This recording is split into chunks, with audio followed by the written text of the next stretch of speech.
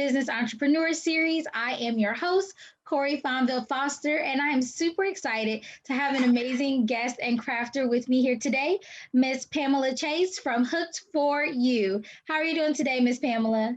I'm great. Thank you. Awesome. I'm super excited that you're here. I love crafting. My mom's a crafter. So anything that has to do with doing things with your hands, gifting people things that make them smile, I am down for it.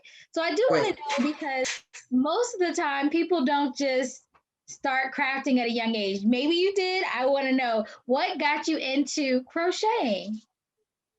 Well, when I was young, my mother taught me how to crochet. She taught me how to make doilies with a little hook, and she taught me how to make doilies. So I started making doilies. That was my start. Then I had an aunt a couple years later that taught me how to make hats. So from then on, I just kept going on with it and making other things. I just loved it because I'm pretty much a creative person, and I'm always doing different crafty things. But crochet has stuck with me. That's amazing. So, what made you transition from kind of having a hobby of crocheting to then having a full business and having this Hooked4U brand? And what is Hooked4U? Okay, well, Hooked4U is a business that I created in 2015. It was created because I've always wanted to do something other than a job. I've had a lot of issues on my job, and I always wanted to do something. But what I was doing was I was doing a lot of direct sales stuff and multi level marketing stuff. And I had a coworker because what I used to do was I used to make blankets for kids for baby showers. Instead of buying a gift, I would make blankets. So one of my coworkers who was a recipient of a blanket for his child just told me, why don't you just go ahead and just do it as a business? Just go ahead and he gave me all the pointers on how to get it started and all that. So that's how it was born. It was born in, like I said earlier, 2015, while I was still working. That's pretty cool. I did read because I know you for people who don't know, when we do these podcasts, I always ask questions to get a little bit more information about my guests. And I thought it was interesting that you were doing, 9 to 5 kind of government work for many years, and then you transitioned due to health. Because I know from my personal story, I was in the medical field for many years, and then I left because of health issues too. So I wanted to know what was that transition like for you to, have been doing similar things for many years and then having to kind of jump into something else? It wasn't that hard for me because I think I had been working for 30 years at that time, close to 30 years, and I had a really stressful job with stressful people, and I've always felt that it wasn't for me, it wasn't my place. Even though I worked for 30 years in the government, it wasn't my thing, and I realized that it got to the point where they pretty much tried to force me out after I had a sickness. They pretty much tried to force me out. So I was allowed to retire, and I just went ahead and said, I'm gonna do this. No, that's pretty cool. At least they'll let you retire. I was nowhere near the age to retire, so I just had to cut my losses. But that's good. It's not always smooth sailing when people have to leave a job. But I guess you were ready. Like you were ready. Like you said, this Yeah, I was was. for you, so you knew there were better things ahead. I was Right. I was holding on for dear life, like please, what I want to do. But I'm so Wow. happy that it happened. That now I am my own boss because you're right. Sometimes you have to work in environments that are pretty toxic. They're stressful. You're dreading going in. You're having that anxiety in the morning. Or look, Monday morning, waking up and being like, why do I have to go? Yes. And you're in your car trying to put on a smile before you walk in. And now it's nice because look, you don't have to do that anymore. No, I sure don't. Isn't it nice? Like people who are thinking about taking that leap, come on, it's nice over here. And I don't have to dread going to work every day club. So I do Yes. want to ask you, because crocheting is a very specific thing. Who is your target audience? Who are you really trying to help with Hooked4U? We pretty much targeting women and children. Okay, women and children. I think that's a great target. I always tell people, anybody can buy your products. We love everybody's money, but it's always great to know who your audience is. And I think that's really smart, especially when it comes to crafts, things with your hands. Typically, of course, we have our moms, grandmas, and those types of people. And then, of course, getting the kids in there to get creative. That's a great place for them. Art and any type of anything creative is always therapeutic, right? You could have a bad day, you get some clay in your hands, you get a paintbrush, you get some yarn, anything. It just helps you relax. So I think it's great Right, that these are the people that you are targeting. Even though we've right. had some fun, we've been talking about the good parts of entrepreneurship. I always do like to ask my guests, about the hurdles they face in business, because every day is not sunshine and rainbows, right? We all have, tough times, whether it be with our marketing or finding our clients or making sales or what have you. What has been a really big hurdle for you as you've gone through being a business owner? The thing, one of the things is, by it being a crafty business, people are not really aware of it. They're not really, you have to really teach them and show them that it is a viable thing to do, a viable vocation. Because a lot of times they think, okay, you just crochet, So you have to actually teach them that, of things of it. And now it's more prevalent now than it used to be. There are more people out there doing it and selling it now. So you have to make people aware, and that's the main thing, is doing that in pricing, because a lot of people don't want to pay the prices for it, and Yeah, that's the thing. yeah, I think you hit the nail on the head with that, because when you have a special skill that is time consuming, you have to get paid for your time and then, of course, your expertise and skill set. And so, people who are unfamiliar, like with how much work it really takes and how much skills it takes to do something, often are like, well, why does it cost this? That doll in Walmart, it looks like it's made of yarn and it only costs $10. Why does yours cost 40? Well, that one at Right. Walmart was made on a machine, and there's 1,000 of them that look exactly the same. And when you go home, that button eye is gonna pop off. But mine is made by mine's made by hand with love and care, and there's not a single another one Right. exactly like it. So I think, yeah, I always tell people that too. It's just, you got to be okay with education. You got to tell people Yeah. Oh yeah. you can't lower your prices because you're going to be in the poorhouse. You can't necessarily skyrocket your prices because you got to do your market research. But if you know your prices are fair, sometimes it does take, like you said, a little bit of educating, a little bit of patience with people. They say, well, let me tell you the process that I went through to make this one of a kind piece. Let me Right. talk you through the materials and how I go and find the best materials to do what you see here. And it's, sometimes you have to know how to talk about your business, talk about your passion and explain to people why it's really worth getting it. And I think when it comes to crafts, a lot of people don't understand the fact that really you're paying for a memory.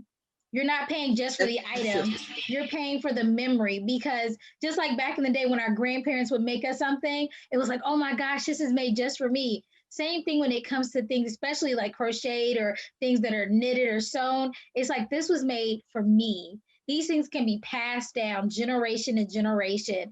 These things hold more value than the little Barbie doll you may get at the store. And that's what we really want people to understand. The crafting is just a beautiful thing, especially because I know you also teach crochet, which is like, Yes. Yes. that Yes. is so cool, because it's more prevalent. I think it is still a bit of a dying art because we have so much technology that people are like, what? I don't feel like it, but that's amazing that, somebody can still come to you and learn, because I tried once upon a time. It was not successful. I tried to learn to knit once upon a time. It wasn't my Wow. mom sews, so you would think I would be good, but nope, I can't thread a needle to save my life. So I love I that. understand. How long have you been teaching crochet? I started when I was working. I used to teach people at lunchtime how to crochet. I started back in 2013, 14, something like that. I started. So then I just said, let me go ahead and do this. At one time I was thinking of just doing a nonprofit and doing it, but then I just changed that and making a That's so profit. cool. And Mhm. and you talked about the memories and things. one of my best sellers are baby blankets. I've always done that, and I hear stories of kids that still holding on to their little blankets because you just have a feeling of that softness of that blanket, and they get older, they still want that blanket. Yeah, I think my mom has my baby blanket. And I know when my son was born, I believe my mother, I think it was my mother who gifted me at my baby shower. It was like a white and blue. I think it was knitted, but it was a baby blanket, and I remember that we have it somewhere. Like my kiddo's like 9 now, but we have it somewhere, and that I agree. Those kinds of things are just so memorable because they're, Yes. like I said, one of a kind. They were made for that person and that person alone, and it's not just the run of the mill, Power Rangers blanket. Like anybody can have one of Right. those. And so, yeah, that's just such a precious thing. I think that people really have to stop and say, okay, what memories are we making? Remember those quilted blankets like that people would make Hmm. out of like their old shirts? Like those are memories that you Right. think about. And the same thing with crochet. It's such a beautiful art, and it's so time consuming. Good gracious. It Yes. definitely is a labor of love. You have to love what you do to crochet. So I True. applaud you because you must be a Thank very you. patient soul. I am. I am. Nothing wrong with that. Yeah, Yes. I can see you now just getting it okay. I like it. Like that's like, see, I know a little bit about it. So I want to ask you because most of my audience are fairly new entrepreneurs. Some of them are thinking about entrepreneurship and haven't even jumped out there yet. So I want to ask if you had one tip to give a new entrepreneur, what would it be? Invest in your business. Um, get a business coach or a mentor or somebody to guide you through. Just because don't just do it by yourself. It's hard. Get somebody to guide you through it. That's the most important thing to do. Yeah, I think you're right about that because it's not that you can't be successful with that one. It's the fact that you have to go through all of the learning trials on the way to success. So, things that another person already knows because they've been there and done that, they could have warned you and said, hold on, don't do that. Don't wait, turn right instead Yes. of left. To keep you on the path, you have to go through that and learn those lessons for yourself. And so I think you're right.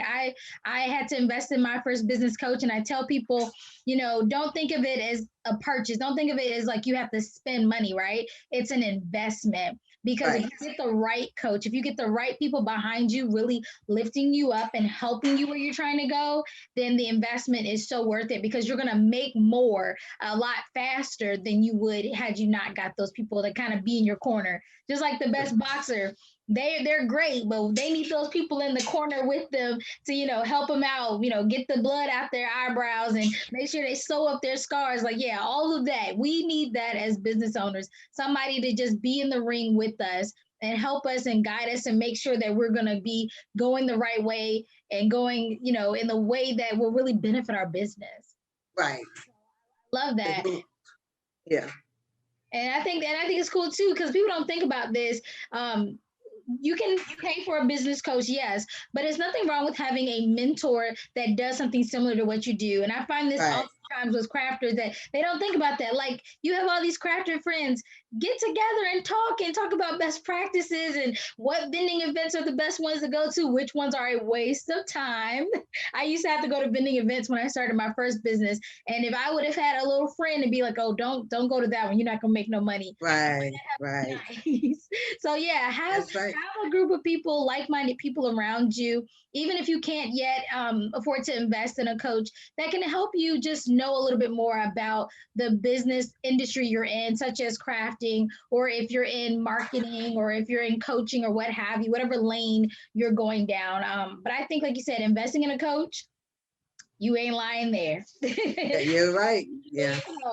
And I think if anybody's listening now who does any type of craft, you need to talk to Miss Pamela. She knows. Look, she says she's been in the game for a while. Better talk to Miss Pamela.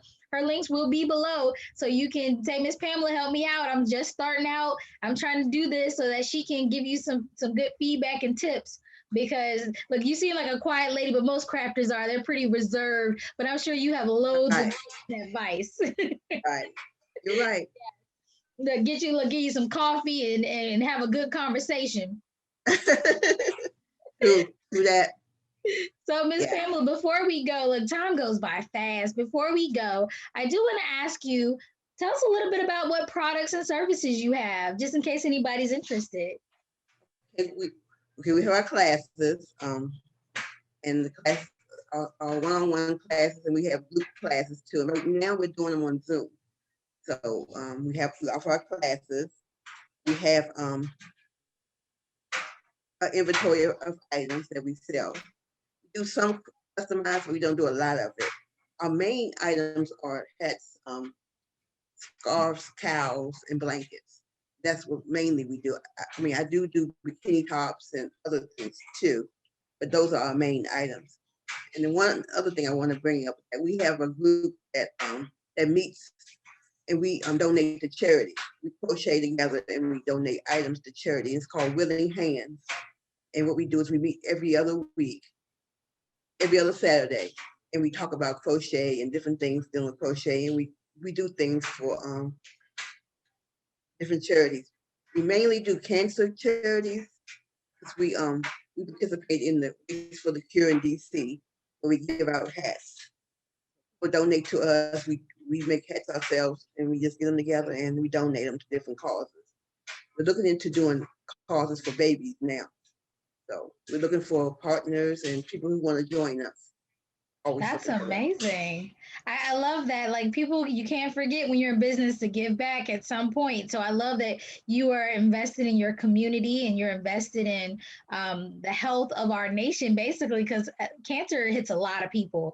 So I love that you are, working with nonprofits. So guys, if you're listening, if you're trying to find a way to give back, again, hit up Miss Pamela, because even if you thinking, oh, I don't crochet, I'm sure the girls that are doing the crocheting could use some funds to buy the materials. You know what I'm saying? So you don't have to always be the person making the stuff. You got to realize, know what your gifts are. Maybe you can, if you do marketing, maybe you can help them market what they need to market so that they can get things to who needs them. Whatever your gift is, think about it. If you have something that can benefit Miss Pamela and the ladies that are making these amazing things to gift, people in need, please do reach out. I think it's so important that we never forget to invest in our communities and the people around us. It's nice to make money. I understand. Look, I'm here for it, but we also definitely want to give back. So I appreciate you, and that you and the ladies you're working with are really taking that time, because again, everything is time. Time is money. You're taking that time to invest in the community. So yes, if you want to partner, again, her links will be below. Like I said, if you just want to throw her some money, we'll find her Cash App or PayPal. Just throw her some money to get some supplies so that she can be a blessing to someone else. And remember, she said she does Zoom classes. So I get, you're in DC, Miss Pamela? I'm in Virginia right now. Virginia, okay, VA. I'm in Virginia too. So if you are in the nearby area, you definitely can get Miss Pamela probably after COVID. But if not, she does do classes via Zoom. So definitely check those out. I think that classes on Zoom have been amazing for most people. I've done a few different types of classes, and I think it's nice because you almost feel like you're right there with them, doing all the things. And usually supplies are easy to come across. So I would definitely say check it out. I might have to grab me a little invite to the class and try again. Look, maybe now that I'm older, I might be come on, a little bit better. Look, if not, I might tell the kids like, "Hey, y'all want to learn something?" But yeah, me, I struggle, y'all. Y'all pray for me because my creativity when it comes to my hands, I probably crochet my fingers together, but we'll see. But Miss Pamela, I do want to ask before we go, how do people find you? Well, I am, my website is, I have a website, www.hooked4u.com is my website. I'm on Facebook where, and it's Hooked for You is HOOKED, the number 4, the letter U 2. It's on my Facebook. And every Monday, Wednesdays, and Fridays, I go live and I talk about yarn and different things. And also we do projects. I learn stitches. So I am on Facebook on my business page. That was the business page I gave you. Okay. And we're on Instagram, Hooked for You on Instagram. That's how you can reach me.